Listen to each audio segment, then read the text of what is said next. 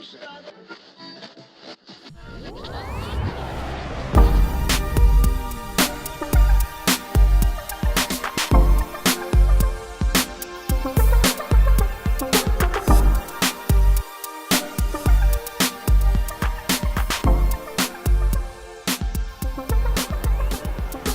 one of the things that we don't understand about our worldview, we just assume it, is that we live in a meaning-free universe.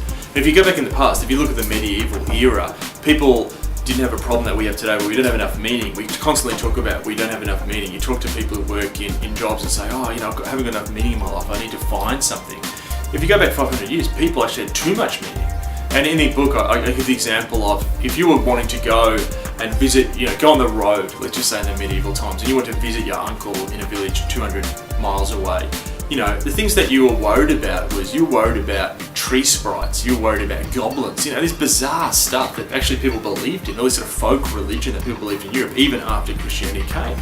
And the medieval mind lived this life where they felt that these forces of darkness were going to overtake them at any time. They prayed and went to church not because, I should do this because it's going to improve my life. They went because they felt the whole of the culture had to pray because they were in danger of being overrun by the forces of darkness.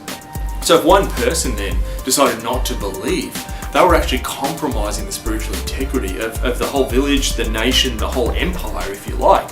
So actually the whole culture pushed people towards belief. We live in the opposite reality. We're actually, we believe that there isn't a sense of transcendence in the world, that the whole process of secularism has removed that. So the only sort of prism we have to look at the world is through this very imminent or immediate sense that, we're told that we can only sort of believe in what we can sort of, sense with our senses. So what we have to do then is we have to try and construct elements of transcendence. Whereas the medieval person was overrun by transcendence, we have to try and find a sense of transcendence. So we go to the corporate boxes, we buy the $300 corporate boxes of the U2 concert, and at the apex of the concert we feel that sense of transcendence. We go to the playoff game and feel that sense of transcendence. We go and hike in Thailand in the mountains and have this sense of transcendence that we sort of created. But the problem is we've got to go back to our home again, and then we're sitting at the desk going, oh man, I've got to save up my money to do this again. And we get caught in this constant treadmill of constant reinvention. So I have to keep reinventing. So I'll take up yoga now, I'll go and have an affair with the girl in accounting, and life becomes this perpetual search for meaning and transcendence in a world which tells us there are none.